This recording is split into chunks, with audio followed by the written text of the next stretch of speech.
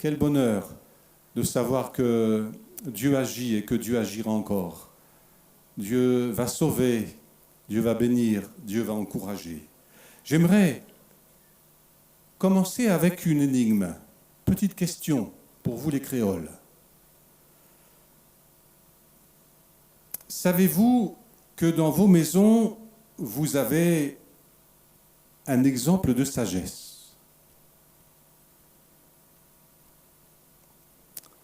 Alors, est-ce que c'est votre mari, mesdames ? Vous pouvez répondre, hein ? Est-ce que c'est vos épouses, messieurs ? Est-ce que ce sont vos enfants, des enfants très sages ? Non, nous allons regarder, bien sûr, c'est un peu sous le ton de l'humour, mais c'est ainsi que Dieu nous parle. Proverbe au chapitre 30 et au verset 24. Alors, ça ne sera pas la thématique, mais c'est juste pour ouvrir un petit peu la soirée avec le livre des Proverbes et la question de la sagesse. Il y a sur la terre 4 animaux petits, et cependant des plus sages. Les fourmis, mais pourtant on ne les aime pas trop. Quand ça vient dans votre sucrière, vous embêtez, là, mesdames, c'est pas très sympathique. Hein. Mais pourtant, peuple sans force, prépare en été leur nourriture, leur sagesse, est là dans cette attention, dans cette prévoyance. Les damans, peuple sans puissance, placent leur demeure dans les rochers. On ne sait pas trop bien expliquer ce que sont les damans. Certains disent c'est un peu comme le lièvre ou d'autres animaux de cette façon, mais la sagesse, c'est de se mettre en hauteur dans les fentes des rochers et d'être à l'abri des prédateurs. Les sauterelles n'ont point de roi et elles sortent toutes par division. Vous savez que quand vous avez une masse de sauterelles, c'est terrible. À Madagascar, ils ont souvent ce fléau.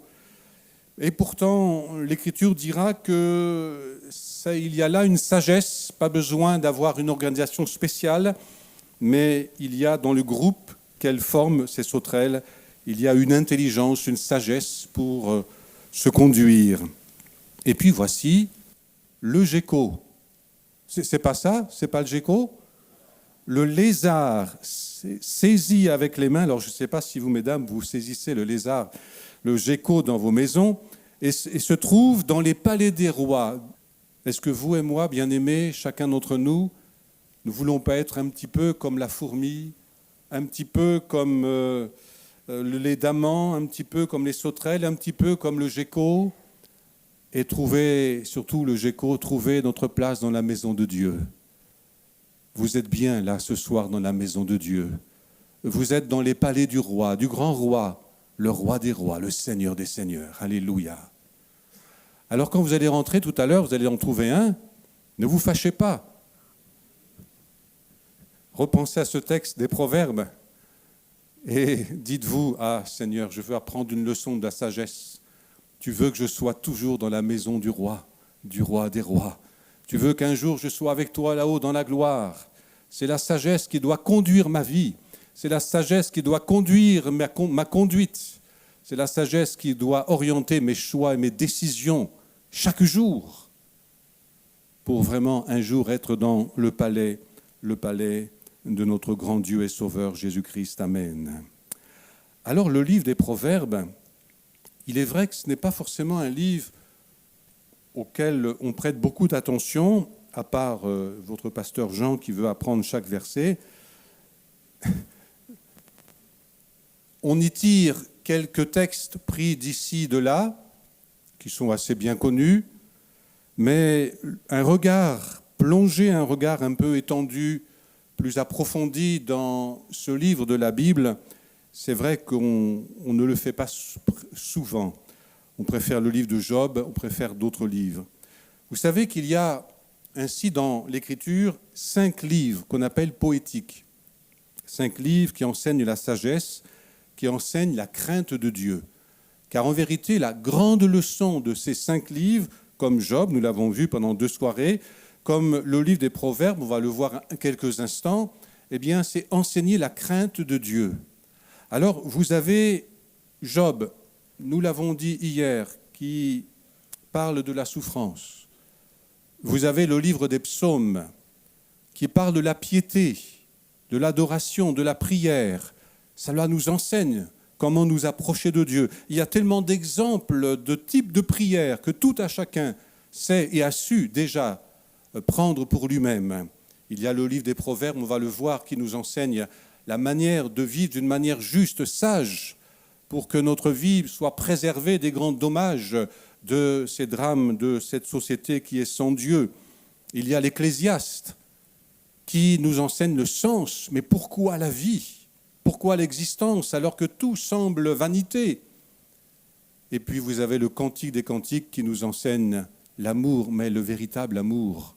Comment aimer d'une manière qui soit digne de Dieu, que ce soit dans nos couples, dans nos familles, que ce soit dans l'Église, que ce soit par rapport à notre Dieu. Donc 5 livres qui nous enseignent des choses très intéressantes pour la vie de l'homme. Vous avez la loi, vous avez les prophètes, vous avez l'histoire, mais vous avez aussi la sagesse de Dieu pour votre vie, notre vie quotidienne. Alors bien sûr, nous avons maintenant le Nouveau Testament, nous avons la Nouvelle Alliance, nous avons la révélation de Jésus-Christ et nous avons tout ce qui vient se rajouter et qui nous permet de comprendre, d'entrer en profondeur dans la compréhension de ces textes de la sagesse qui sont dans l'Ancien Testament de notre Bible. Le livre des Proverbes. Alors je crois qu'il y a une diapo, je pense que la personne qui s'occupe a pu la mettre. Voilà,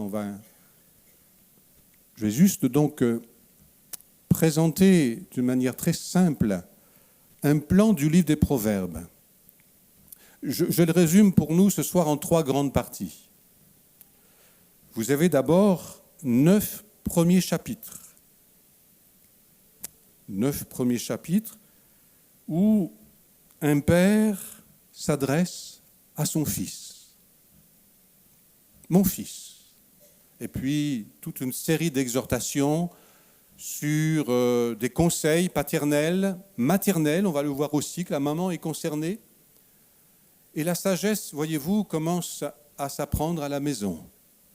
Béni soit le Seigneur notre Dieu pour ceux et celles qui, dans leur foyer, ont des parents qui leur apprennent la sagesse, la bonne conduite, la bonne manière de vivre, inspirés des Écritures, inspirés de la crainte de Dieu. Malheureux sont ceux et celles qui n'ont pas ce bonheur d'avoir une maison, un foyer, des parents, un père, une maman qui leur enseignent les voies de Dieu.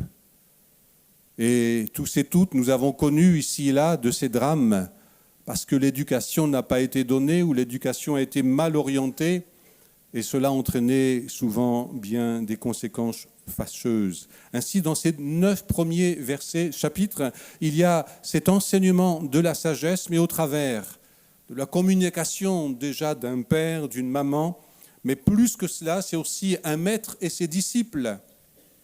Jésus était le maître, les disciples étaient à ses côtés et pendant 3 années, il leur a enseigné de quelle manière vivre la foi, de quelle manière exercer la foi lorsqu'ils seraient dans leur propre ministère. Un maître qui enseigne ses disciples, qui leur montre la meilleure des façons de vivre, qui leur apprend la meilleure façon de se détourner du mal pour choisir la voie du bien, la bonne direction. Et bien aimé, que votre vie, que nos vies aux uns et aux autres soient bien dirigées par la grâce de Dieu. Vous êtes ici et vous êtes dans vos églises, et dans vos églises, vous avez appris et vous apprenez à bien vous conduire. Ça, ce sont les 9 premiers chapitres. Et puis après, vous avez toute une série de chapitres. Alors on peut regarder au chapitre 10, verset 1er, juste pour une première lecture, Proverbes de Salomon. Et là, vous avez ce qu'on appelle les proverbes, des petites sentences d'1 verset, de 2 versets, des fois 3, 4 versets. Ce sont des séries, c'est ce que Jean voudrait apprendre par cœur. Il y en a. Alors, est-ce que tu sais combien dans les proverbes, nous avons des proverbes de Salomon ? Est-ce que tu les as déjà comptés ? Non. Alors je les ai comptés pour toi. Il y en a 503. 503 proverbes de Salomon. Mais dans cette partie du chapitre 10 au chapitre 30, il y a aussi quelques autres sages, comme au chapitre 31.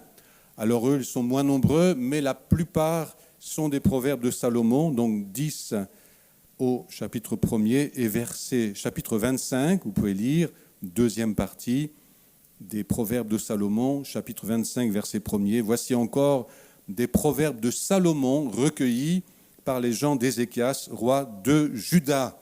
Nous savons par le livre des rois que Salomon avait composé des cantiques et avait émis toutes sortes de proverbes par centaines, par milliers.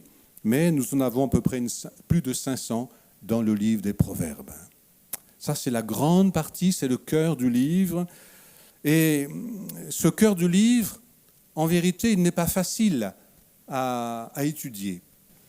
Il faut le travailler par thématique. Par exemple, si quelqu'un veut prendre la thématique de la parole, de la bouche qui sort de nos lèvres, c'est très intéressant. Il y aura une centaine de versets. Alors vous prenez une concordance, c'est un petit peu vieux aujourd'hui la concordance.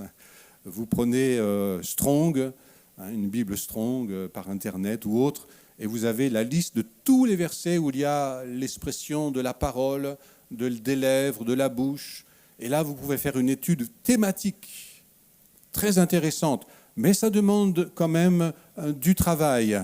De la même manière, vous pouvez faire beaucoup de thématiques semblables, et c'est souvent de cette manière qu'il faut travailler avec le livre des Proverbes. C'est un livre d'enseignement, c'est un livre d'études pour les courageux et les courageuses.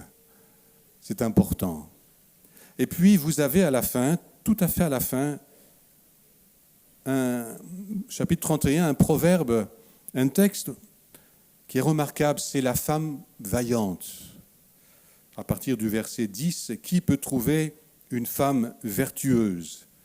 Et vous avez ici ce qu'on appelle en même temps un texte alphabétique. C'est une des façons d'écrire la poésie dans les textes de la poésie, avec les 22 lettres de l'alphabet hébreu, et chaque verset commence par une des lettres de l'alphabet hébreu, et ainsi vous avez 22 versets, et chaque fois cela commence avec la lettre de l'alphabet en suivant de A jusqu'à la fin. Alors, c'est magnifique, c'est bien écrit, et les messieurs sont contents d'avoir un texte comme ça, d'avoir une femme vertueuse, c'est idéal, c'est l'idéal. Et les maris sont vraiment comblés. À la fin, d'ailleurs, l'homme est comblé, mais il loue en même temps son épouse. Marie, n'oubliez pas de dire merci à vos épouses. Merci, mon épouse.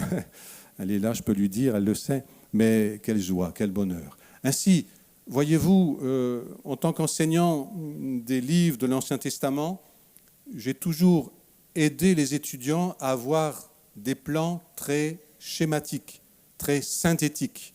Ou sinon, on n'y arrive pas, on se perd.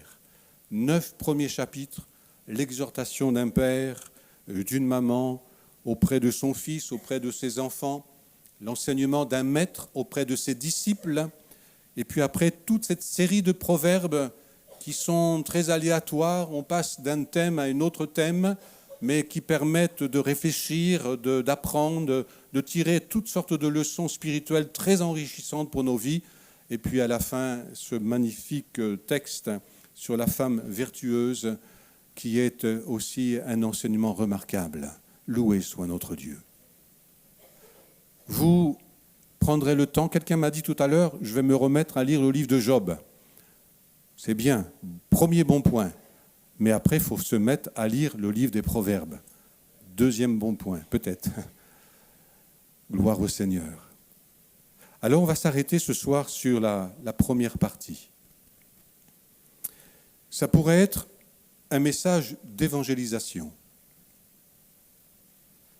Ça pourrait être un message d'édification, d'exhortation. Tellement les mots-clés qu'on va lire, qu'on va souligner, sont riches de sens. Il est question du sage et du fou. Il est question de la sagesse et de la folie. Et aujourd'hui, il suffit de regarder autour de nous, il suffit d'observer ce qui se passe dans notre société. Nous pouvons parfois le dire, mais ils sont fous, c'est insensé. Ou alors nous pouvons dire, il y a là une image de la sagesse. Enfin quelqu'un qui a du bon sens, qui prend le temps de savoir et de réfléchir. Regardez avec moi, on va faire quelques lectures maintenant. Avec le livre des Proverbes, il faut lire. Demain soir, on lira beaucoup de versets. On va commencer un peu ce soir. Ça parle tellement de soi. Chapitre 1er, verset 20. La sagesse crie dans les rues. Elle élève sa voix dans les places. Elle crie à l'entrée des lieux bruyants, aux portes de la ville. Elle fait entendre ses paroles. Et elle dit, « Jusque à quand, stupide, aimerez-vous la stupidité ? Jusque à quand les moqueurs se plairont-ils à la moquerie ? Et les insensés haïront-ils la science ?» Et cette invitation, cet appel, et dans le chapitre 9, c'est continuellement cet appel de la sagesse auprès de l'homme. Tournez-vous pour écouter mes réprimandes. Voici, je répandrai sur vous mon esprit. Je vous ferai connaître mes paroles. Voulez-vous que l'Esprit de Dieu vienne et se répande et soit répandu sur vous? Alors relevez-vous et écoutez les réprimandes de la sagesse. Ce qui est intéressant à noter dans le livre des Proverbes, c'est qu'en effet, il y a beaucoup de réprimandes. Est-ce que vous aimez être repris ? Est-ce que vous, les plus jeunes, vous aimez quand papa ou maman vous reprend ? Est-ce que nous, les anciens, nous aimons être repris ? Pas toujours évident. La sagesse, elle travaille, elle agit, elle parle, elle appelle, elle invite, elle suscite l'interpellation par des réprimandes. Nous lisons un peu plus loin, chapitre 8. Magnifique chapitre 8. La sagesse sera personnifiée, et vous le savez, dans la personne de Jésus-Christ. Mais avant de voir ça tout à l'heure, lisons chapitre 8, verset 1er. On retrouve les mêmes termes. La sagesse ne crie-t-elle pas ? L'intelligence n'élève-t-elle pas sa voix ? C'est au sommet des hauteurs, près de la route. C'est à la croisée des chemins qu'elle se place, à côté des portes, à l'entrée de la ville. À l'intérieur des portes, elle fait entendre ses cris. Et elle dit, nous l'avons déjà lu, « Stupide !» Ou du moins verset 4, « Homme, c'est à vous que je crie, et ma voix s'adresse au Fils de l'homme. Stupide, apprenez le discernement. Insensé, apprenez l'intelligence. Écoutez, car j'ai de grandes choses à dire, et mes lèvres s'ouvrent pour enseigner ce qui est droit. Ma bouche proclame la vérité, et mes lèvres ont en horreur le mensonge. Loué soit Dieu. » Alors vous remarquez que la sagesse n'est pas tendre avec les gens. Stupide, et les autres termes que nous avons lus, apprenez la sagesse, apprenez le discernement. Écoutez, le premier conseil de la sagesse, c'est écouter. Je connais quelqu'un qui me dit souvent, tu ne m'écoutes pas. Bon, mais écoutez la voix de Dieu, écoutez la voix de l'Esprit, écoutez la voix de ceux, de celles qui enseignent, écoutez la voix de celui qui te reprend, qui te fait une réprimande. Écoutez. C'est difficile d'écouter, d'entendre. Enfin, vous êtes sage ce soir, vous m'écoutez. Vous acceptez que je parle, j'allais dire, à la sagesse qui dit « stupide ». Apprenez le discernement. Insensé, apprenez l'intelligence. Est-ce que parfois, nous ne manquons pas de bon sens dans nos vies ? Pourquoi tant d'égarements ? Pourquoi tant de fautes ? Pourquoi tant de péchés ? Pourquoi tant de blessures qu'on aurait pu s'éviter? Pourquoi tant et tant de fois avoir été la source, la cause des souffrances des autres, du malheur de quelqu'un? Oh, que Dieu nous fasse grâce. La sagesse, nous en avons toujours besoin. Et écoutez maintenant au chapitre 9, verset 1er. Quelqu'un d'autre, tout à l'heure, va intervenir, mais la sagesse est encore là. La sagesse a bâti sa maison. Elle a taillé ses 7 colonnes, et chaque prédicateur peut y mettre un nom comme il l'entend. Elle a égorgé ses victimes, mêlé son vin et dressé sa table. Elle a envoyé ses servantes. Elle crie sur le sommet des hauteurs de la ville que celui qui est stupide, ça fait déjà la 3e fois, entre ici. Elle dit à ceux qui sont dépourvus de sens, venez, mangez de mon pain, buvez du vin que j'ai mêlé, que j'ai préparé. Quittez la stupidité et vous vivrez, et marchez dans la voie de l'intelligence. Mais voici qu'au verset 13, quelqu'un d'autre utilise, il y a le même langage. Notez bien en lisant que c'est les mêmes mots, les mêmes remarques, la même invitation. La folie, au verset 13, est une femme bruyante, stupide et ne sachant rien. Elle s'assied à l'entrée de sa maison, sur un siège, dans les hauteurs de la ville, pour crier aux passants qui vont droit leur chemin. Et elle dit, comme la sagesse, que celui qui est stupide entre ici. Elle dit à celui qui est dépourvu de sens, les eaux dérobées sont douces et le pain du mystère est agréable. Et il ne sait pas que là sont les morts et que ses invités sont dans les vallées du séjour des morts. Bien-aimés, où voulez-vous, dans quel type de maison voulez-vous rentrer? Et j'aimerais tant que l'Esprit de Dieu interpelle quelqu'un et quelques-uns ce soir. Aujourd'hui, il y a une sagesse qui est selon la chair, dira l'apôtre Jacques. Je ne vais pas lire le texte. La sagesse d'en bas, c'est une sagesse. Et le monde se croit souvent sage, je vais être sage aussi dans mes paroles, dans mes propos. Mais les mêmes moyens, les mêmes médias, les mêmes méthodes sont utilisés par la sagesse d'en haut comme par la folie ou la sagesse d'en bas, pour inviter les gens à entrer dans les lieux, ou les lieux de plaisir, ou les lieux de mensonges, ou les lieux où, au fond, c'est la mort qui règne. Et la sagesse, elle aussi appelle. Elle dit de la même manière, stupide, quittez donc la stupidité, entrez ici, entrez ici. C'est ce que nous vivons, c'est ce que vous vivez, c'est nos sociétés dans ce qu'elles sont, dans ce qu'elles vivent. Et nous sommes heureux un jour d'avoir été de ceux et de celles qui avons accepté d'entrer dans un tel lieu ici. Amen.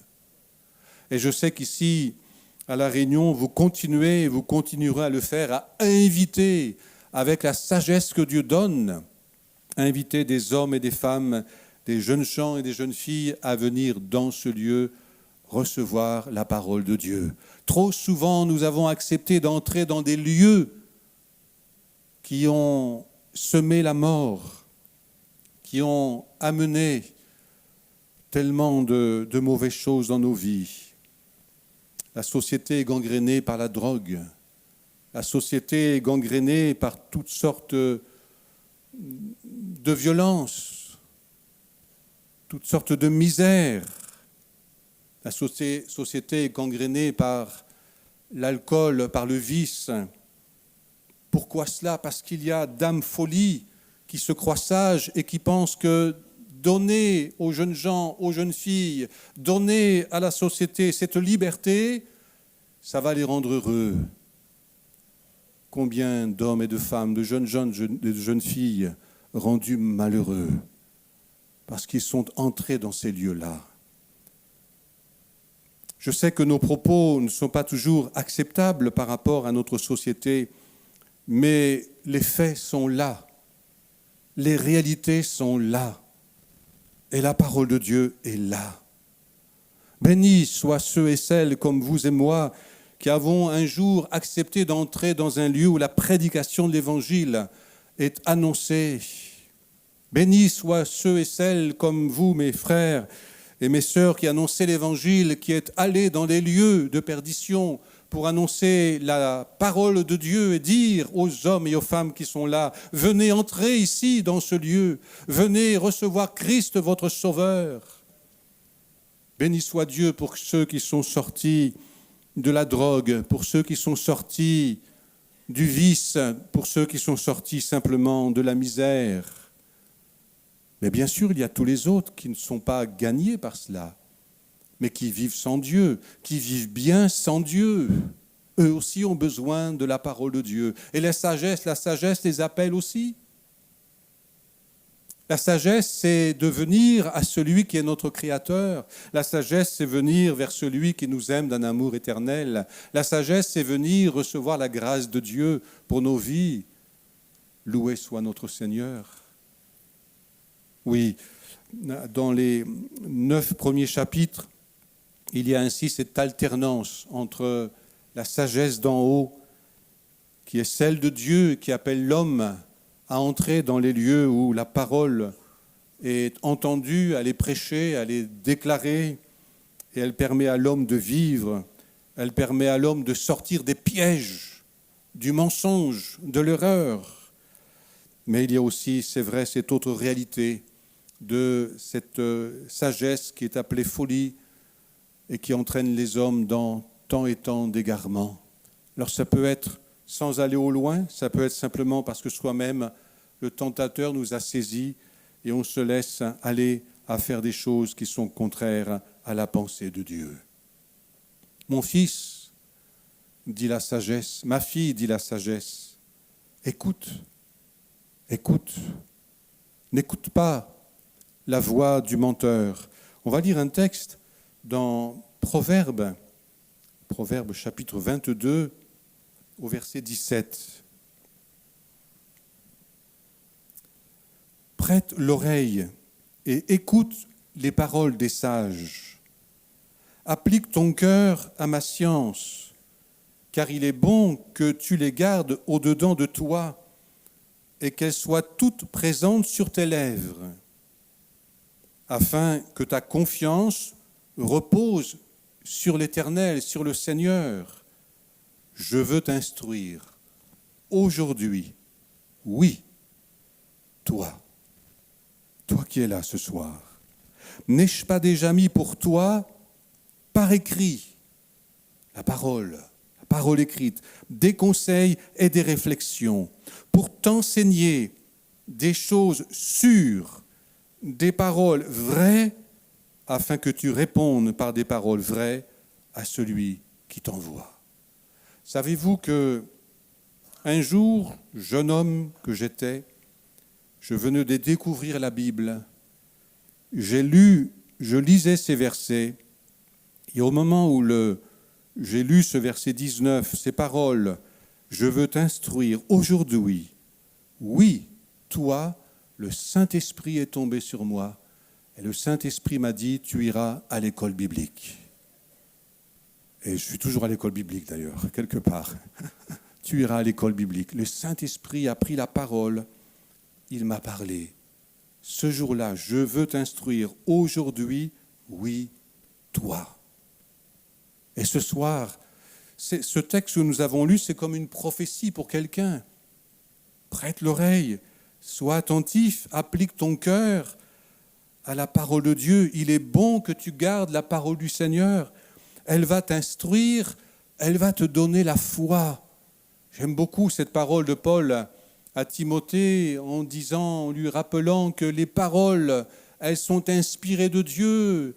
L'Écriture est inspirée de Dieu pour rendre sage à salut. Timothée, mais aussi tout à chacun d'entre nous qui écoutons la parole du Seigneur.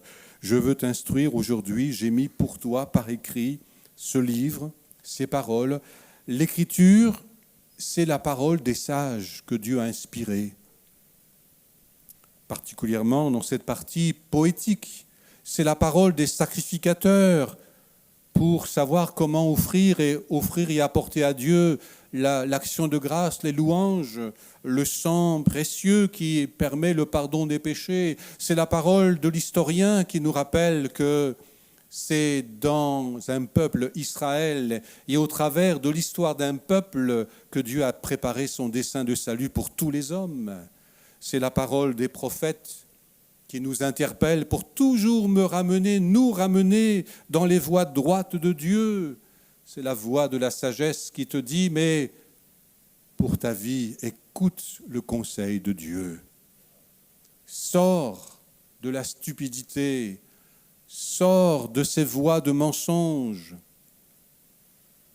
Je disais l'autre jour, j'envoyais un message l'autre jour à quelqu'un que je connais d'une manière très précieuse. Je lui disais, mais dans ta main, tu as du mensonge.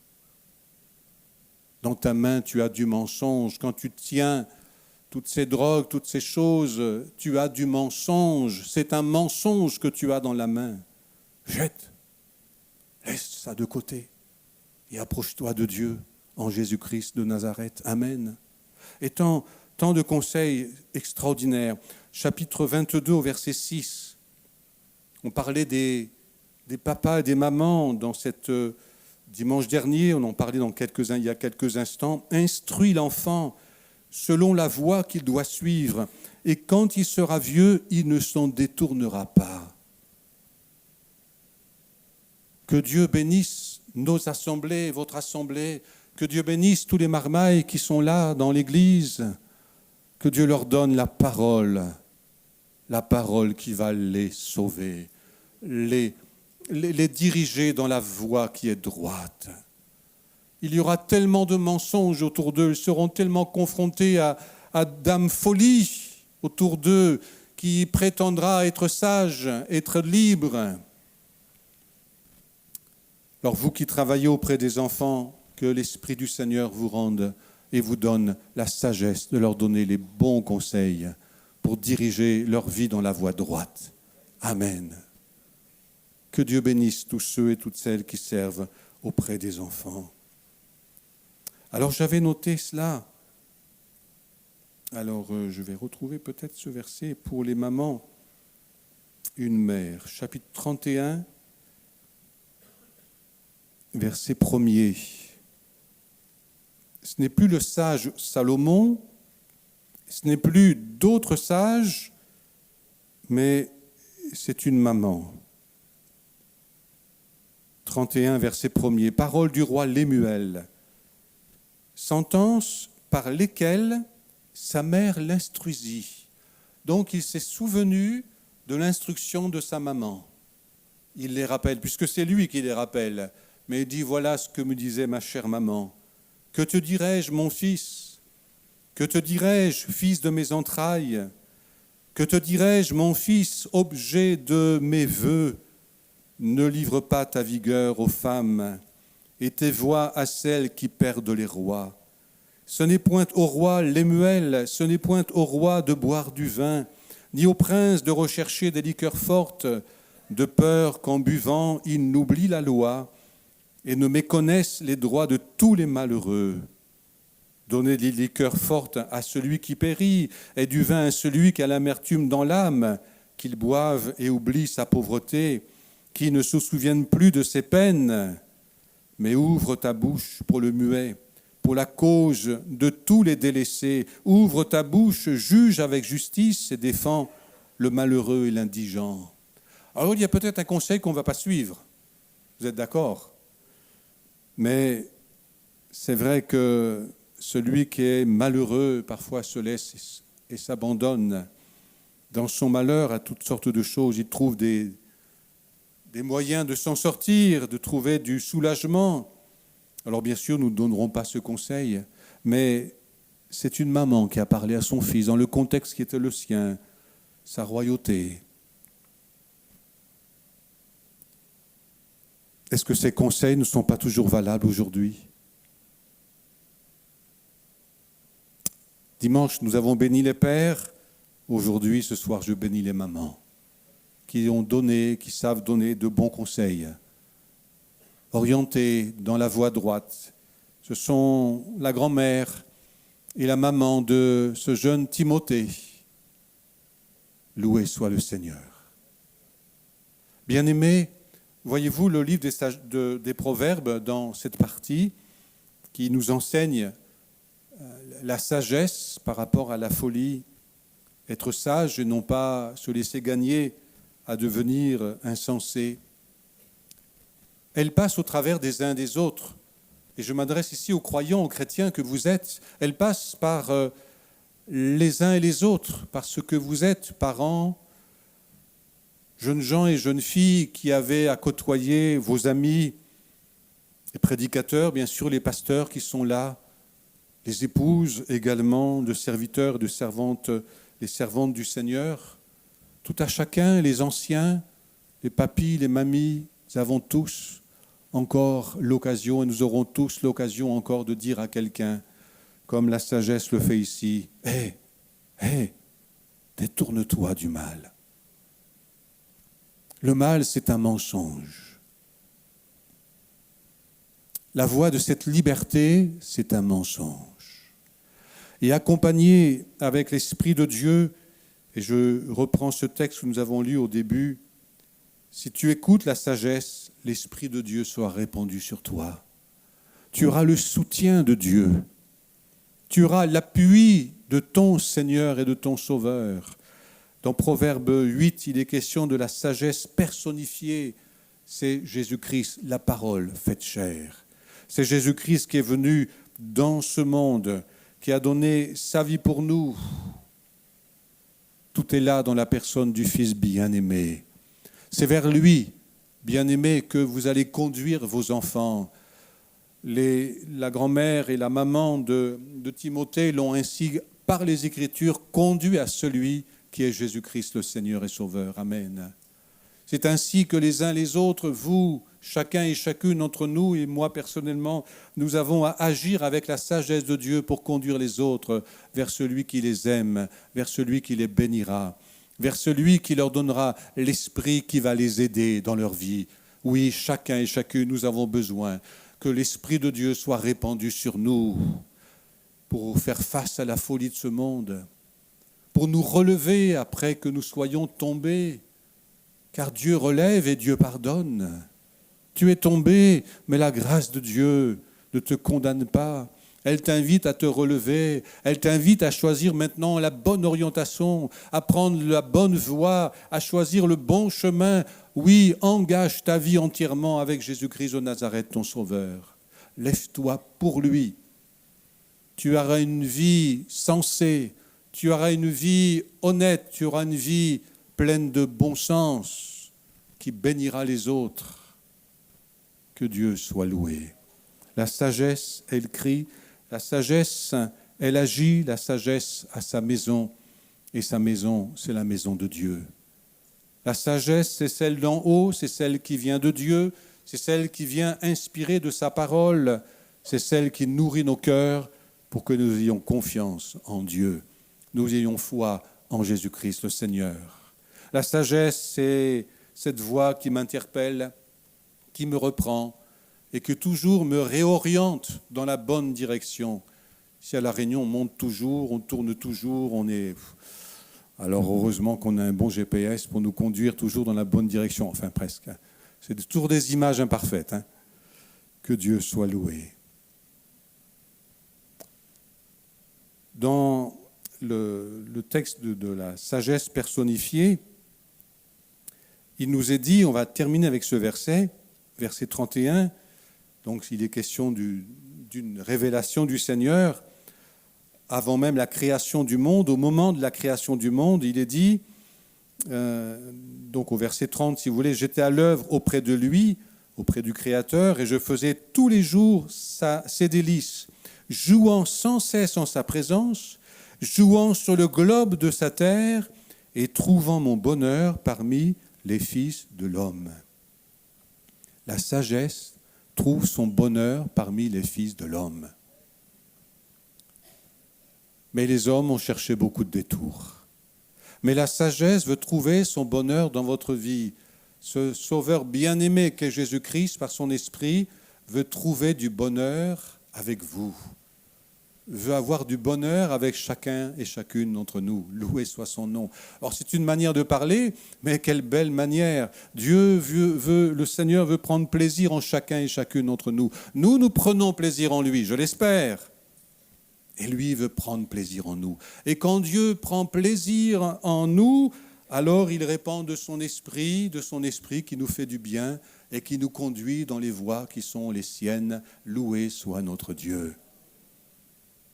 Que la sagesse abonde au milieu de vous. Vous avez sa parole, vous avez les messages, les prédications, vous avez vos amis, vous avez quelqu'un à côté de vous qui vous dira « Voici le chemin ».